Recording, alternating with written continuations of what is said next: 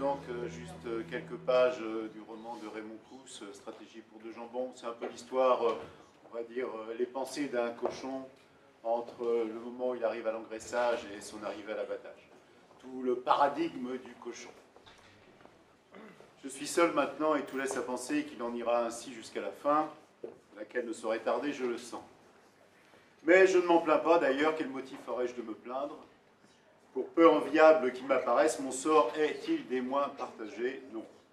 Je dois bien l'avouer, les comparaisons dans ce domaine ont toujours tourné à ma confusion, et j'en connais quelques-uns, jusque chez les humains, qui s'accommoderaient fort de la situation. L'endroit que j'occupe suffit à mes besoins, comme à la satisfaction de mes désirs.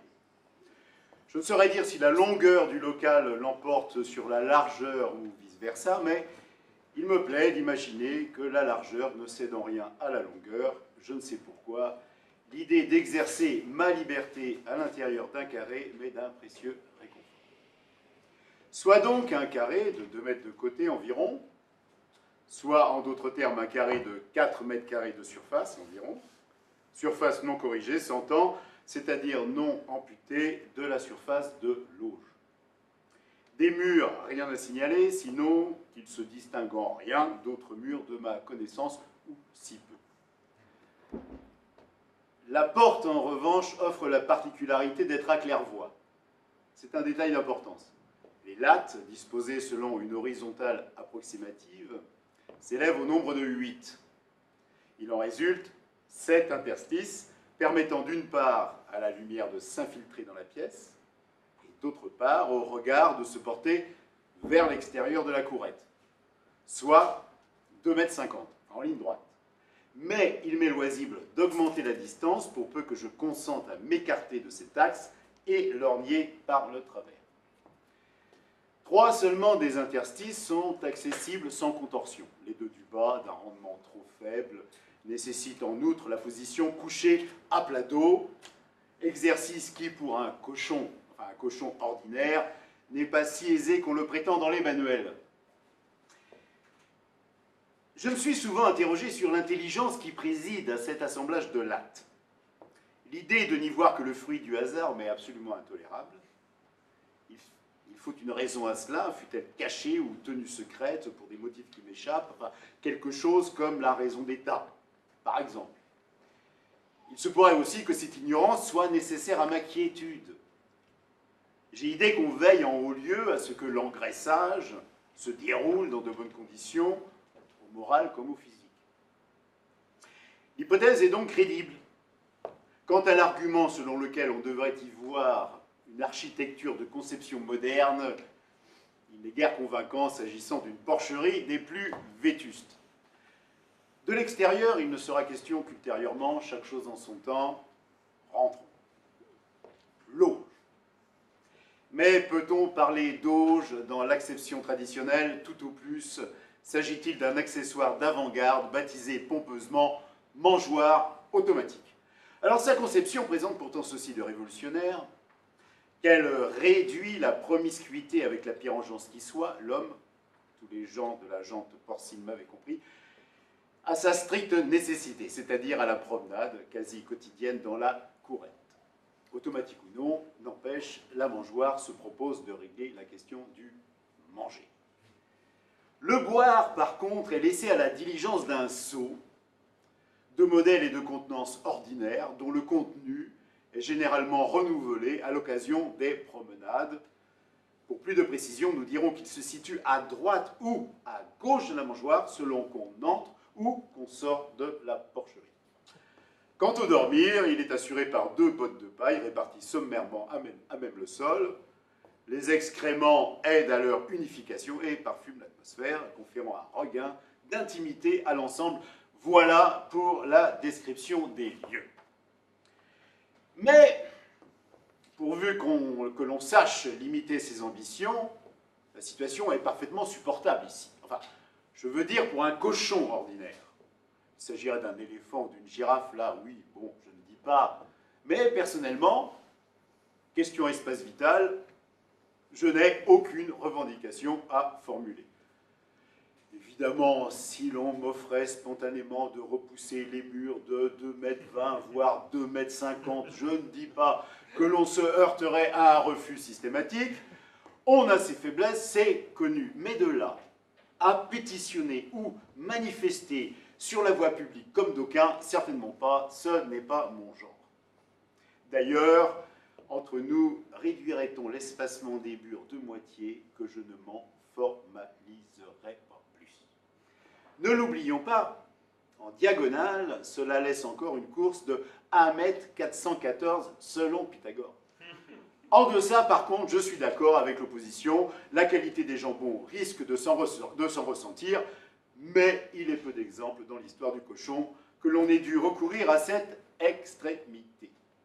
Par contre, il est clair, il va falloir que je fasse un peu d'ordre. Alors, dans le local, d'abord, le reste suivra. Certains jours, c'est un foutoir ici. Pour un peu, on se croirait dans une porcherie. Mais dans l'immédiat, déplacez le seau. Le seau. Enfin, pour être plus précis, la place du seau dans le local.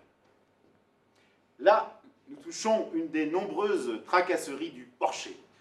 Comme s'il ne lui suffisait pas de rentrer chez moi, comme dans un moulin, à toute heure du jour et de la nuit, les pieds crottés, crachant, rotant ou pétant selon son humeur, comme s'il ne me suffisait pas d'endurer ces soi-disant mots d'esprit, ou ces chansons de salle de garde se terminant invariablement par « Tiens, t'auras du boudin, t'auras du boudin ». Encore lui faut-il à chaque instant déplacer mon seau. Et j'ai beau repousser le seau des pattes et du groin vers la mangeoire, rien n'y fait. À la première occasion, le revoici, le porcher, rejetant du pied le seau vers le centre, comme si de rien n'était. Ah! L'anthropocentrisme. Est-ce que je m'occupe, moi, de la place du seau dans son local? Ni de rien qui touche à sa vie privée. Mais il est vrai que la vie privée d'un porcher, mais au début de mon séjour ici pourtant, moi j'aurais souhaité des rapports plus coopératifs. Puisque de toute façon la partie était jouée, me disais-je. À quoi bon se cantonner dans une réserve stérile? Eh oui, on aurait pu s'entendre comme cochon en foire si j'avais voulu. Je me voyais déjà lui faisant ma cour, devisant des journées entières en sa compagnie, mollement affalé sur ma couche, en tout honneur s'entend. Ou folâtrant, bras dessus, bras dessous, à travers la campagne, déjeunant chez l'un, dînant chez l'autre, nous rendant mutuellement de petits services. Le fourrier aidant, je me persuadais rapidement, dans mes 4 mètres carrés, que le porcher, après tout, n'était pas si mauvais bougre, et de réduire cet art aux aléas d'une hérédité fâcheuse. Je tiens à mettre en garde contre ce type de flottement. S'il part d'un bon sentiment, il peut rapidement mener aux dernières conséquences.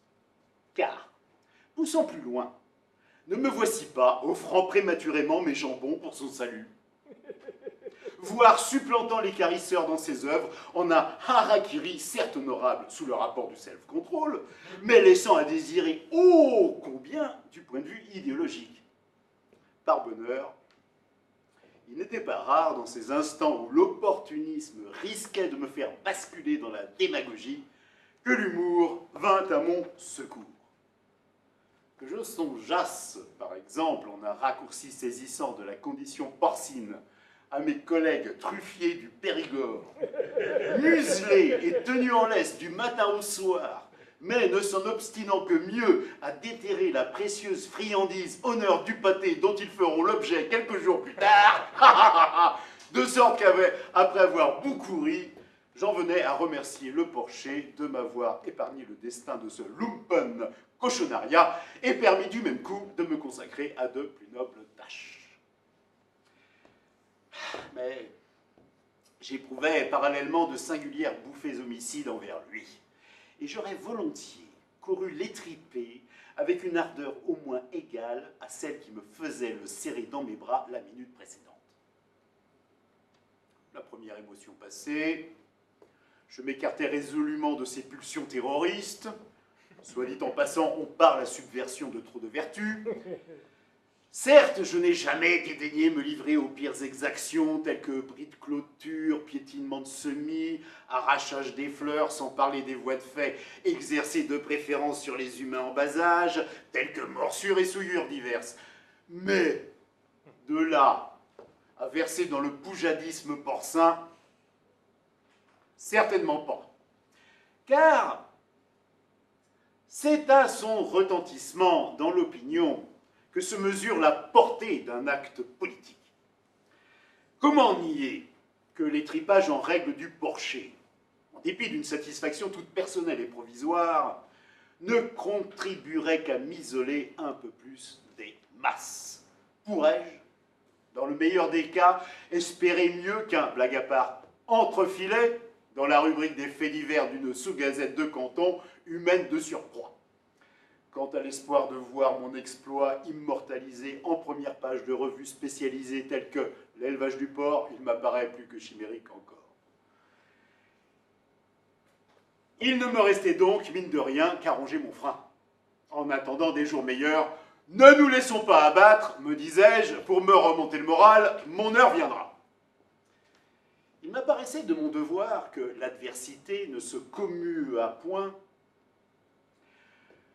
en un repli sur soi, comme cela arrive aux brebis égarées. Fût-ce sous une forme déguisée, je me devais d'entrer sans tarder dans la lutte concrète, sans déserter pour autant le front des idées, il va sans dire. Le porcher n'avait plus qu'à bien se tenir.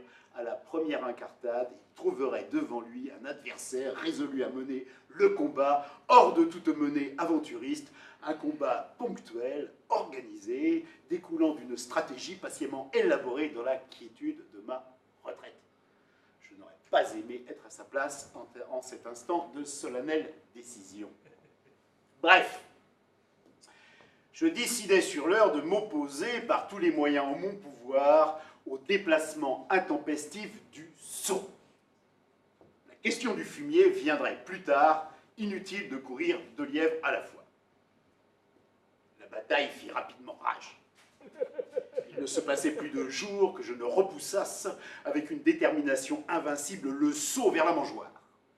Mais, comme je m'y attendais, le porcher n'était point homme à lâcher du lest sur ce point crucial. Tous les prétextes lui étaient bons pour rejeter avec un détachement à peine fin le sceau vers le centre. Une tactique comme une autre, c'est de bonne guerre, me répétais-je de guerre lasse. Fidèle à ma ligne, je me gardais de toute attitude qui se pût interpréter comme de la provocation. J'attendais mon heure. Nous verrions bien qui aurait raison devant l'histoire. Tout au plus, me contentais-je parfois de le fixer du regard durant son triste forfait, dans l'espoir que ma fausse candeur finirait par l'ébranler. Viendrait peut-être un jour où, subitement, saisi par le remords, il accourrait en larmes dans le local et se jetant à mes pattes, implorerait en sanglots mon pardon pour ses abominations passées. Hélas! Malgré ma bienveillance naturelle, il ne me serait pas possible de satisfaire à sa requête.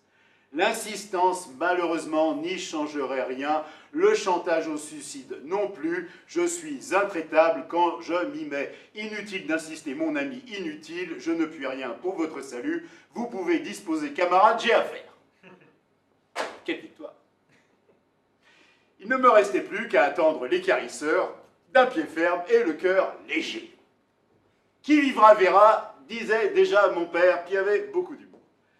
Dès lors que cela n'entame en rien ma combativité, il n'est pas inutile, j'espère, d'examiner les raisons qui me font revendiquer le sceau à sa place inaliénable, c'est-à-dire aux côtés de la mangeoire, que cela soit dit une fois pour toutes.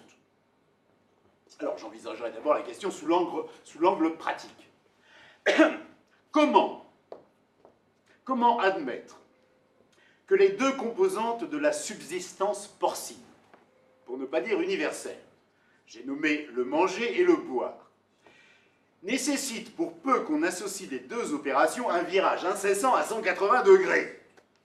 La sérénité des repas n'est-elle pas la condition d'un engraissage satisfaisant? Il ne faudra pas s'étonner si, poussé au désespoir, j'en viens, quelques jours, à décliner toute responsabilité au sujet de ma propre marchandise. Là, c'en est trop à la fin, des reproches injustes adressés à travers les âges et les carcasses à la communauté porcine, là où celle des porchers est seule responsable. Alors, qu'on ne compte pas sur moi pour taire éternellement ce scandale, hein, s'il le faut, je n'hésiterai pas à porter l'affaire en haut lieu, à réclamer par exemple l'arbitrage de l'équarrisseur. Et, si ce n'est pas suffisant, je transmettrai le dossier au syndicat des charcutiers. Il faut savoir se défendre dans la vie, sinon... Mais la revendication ne se limite aucunement à la question alimentaire. Je dois aussi compter sur son aspect culturel, dans un sens large. Alors, d'une part, la vue d'un objet quelconque au centre du local m'est insupportable. Alors, c'est peut-être regrettable, mais c'est ainsi, je n'y puis rien. En toutes circonstances, j'aime avoir du champ. Visuel, pour le moment. Mais ce n'est pas tout. J'aime aussi, à l'occasion, parcourir mon espace domestique, soit pour m'y livrer à la méditation solitaire, soit plus prosaïquement, pour flâner, prendre un peu d'exercice. Jusque-là, rien de bien grave, dira-t-on. Eh bien si, justement, la complication vient de ce que je ne tolère pas de voyager autrement qu'en diagonale. Enfin, selon les diagonales du local, je veux dire. Et dans ces conditions, le sot entrave-t-il, oui ou non, ma course? Ah oui, la réponse est simple, quand même, pour un esprit bien trempé. Alors, pourquoi circuler selon les seules diagonales? Cela me regarde. Je suis libre de ne pas répondre, si je veux. Disons, pour aller le plus loin possible par le plus court chemin. De toute façon, il n'y a pas 36 manières de circuler dans un local. Dès lors qu'on s'assigne un minimum de rigueur. Ou l'on voyage en diagonale, c'est la solution que je préconise, ou en longueur, ou en largeur. Dans mon cas, on en a parlé, ça revient au même. Reste en rond et en hauteur. En hauteur, pour un cochon ordinaire, vous avouerez, en rond. Je ne l'ignore pas, cela réglerait partiellement la question du saut. Mais, outre que le problème du champ visuel reste entier, n'y a-t-il pas quelque absurdité à tourner exclusivement en rond? Moi, je préfère m'en tenir à mes diagonales. On sait où l'on va. Le cercle, en revanche, est infini. Alors, une fois en route, il n'y a plus de raison de s'arrêter. D'autant que je supporte mal, à mon avis, les longs voyages. Alors, partir à l'aventure, en abandonnant veaux, vaches, cochons, n'est pas forcément une preuve de courage. Et si j'étais contraint soudain de me propulser ainsi, je n'hésiterais pas à opposer une résistance au moins passive au projet. En faisant la sourde oreille, par exemple, ou en faisant de ne pas comprendre de quoi il retourne. J'ai une vraie tête de cochon quand je m'y mets. Et quand la pression des événements rendrait toute résistance inutile, mon allégeance n'en serait pas moins de surface. Tel que je me connais, je n'aurais de cesse de faire capoter le projet en le sabotant par tous les moyens. Je me demande si le rejet du saut vers le centre, que je considère dans ma bonté comme une insignifiante brimade, n'obéirait pas à un plan concerté. Une vaste conspiration, n'ayant d'autre but que de me faire réintégrer serait trop fort, l'ordre des porchers. Alors, s'il en est ainsi, gare, on trouvera à qui parler. N'en déplaise à certains, je suis cochon à inverser ma stratégie si nécessaire. Par exemple, en désertant la diagonale pour commencer, puis, profitant de la confusion générale, hop, je me consacre à un court bivouac sur la longueur ou largeur, dans mon cas c'est pareil, précédant de peu une contre-attaque fulgurante visant ni plus ni moins à me placer définitivement sur orbite, et voilà. Et oui, voilà ce qui arrive quand on pousse la masse au désespoir. Si l'on ne veut pas la révolution, il faut commencer par ne pas la rendre inévitable. Imagine-t-on un modéré de mon espèce, assez fou pour prendre le maquis s'il pouvait se faire entendre par des voies légales. À qui fera-t-on croire que la révolution permanente soit une sinécure? C'est d'autant perdu pour le fignolage de mes jambons, jambonneaux, longes et autres bardières. Je vois mal le charcutier se pencher sur mes faits d'armes au moment de débiter ma carcasse. Ce serait pourtant que justice, j'en conviens, mais l'idée de justice confrontée à la vision d'un charcutier dans ses œuvres... Bref. Le local offre toutes les possibilités d'aller et venir la journée durant, et même la nuit, si tel était mon beau plaisir. Aussi n'est-il pas rare de me voir attaquer la journée à gauche, quasiment enlacé au mur qui vient de bercer mes rêves, et puis je change mon fusil d'épaule et oblique subrepticement vers la droite, une déviation qui ne laisse pas de m'inquiéter parfois. Mais c'est ça ou l'immobilisme. Quant à prétendre que le glissement à droite est préférable à l'immobilisme de gauche, je ne m'y risquerai pas. Ce serait privilégier abusivement le mouvement au détriment de l'inertie et de ses vertus. Je m'en voudrais de commettre une injustice tant à l'égard de l'une que de l'autre, car si je suis pour la liberté, du moins conditionnelle, comment voudrait-on que je sois inconditionnellement contre la justice? Un quart d'heure de mouvement, suivi d'un quart d'heure d'inertie, montre en main, voilà comment j'entends la vie. Oui, semblable pratique peut à la longue conduire à la monotonie, je ne le nie pas, mais d'où tient-on que la vie doive être exclusivement génératrice de plaisir? Voudrait-on par hasard que le sens du devoir ne s'accompagnât point de menues contraintes? Je plains décidément les idéalistes. Alors on le voit, hein, il y a quelque malveillance à assimiler le local à un lieu de contrainte. Ma liberté d'action est loin d'être négligeable. Encore ne me suis-je étendu que sur la libre disposition de la marche de la course et de la pause. J'aurais bien pu développer la question du saut, laissée aussi à mon entière discrétion. Je peux sauter comme je l'entends ici. Certes, dira-t-on, la liberté d'action est indiscutable. Mais la liberté de penser dans tout ça. Car si la liberté d'action n'est pas à dédaigner, elle n'est rien, ne l'oublions pas, sans la liberté de penser. Je n'irai donc pas par quatre chemins, ma liberté de penser est rigoureusement égale à ma liberté d'action. Pour ne pas dire légèrement supérieure. Car si ma liberté d'action est partiellement susceptible de remise en cause, ma liberté de penser est imprescriptible en totalité. Prenons un exemple.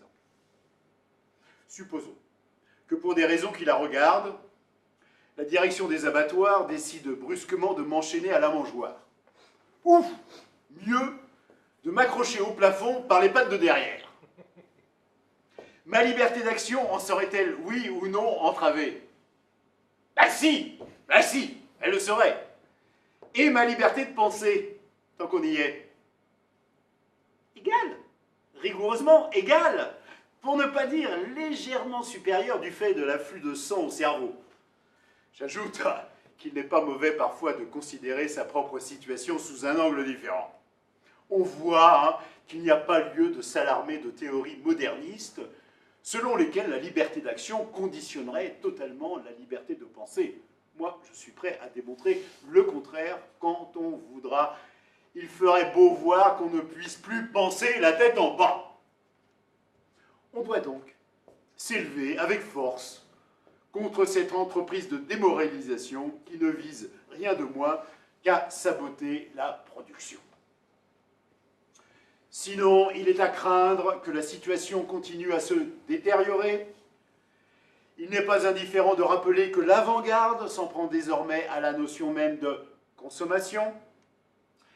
Il s'agit tout bonnement de nier la raison d'être du cochon, de réfuter son essence, et l'évolution amorcée depuis une dizaine d'années est à cet égard significative.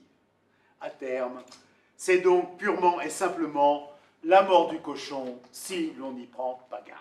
Merci.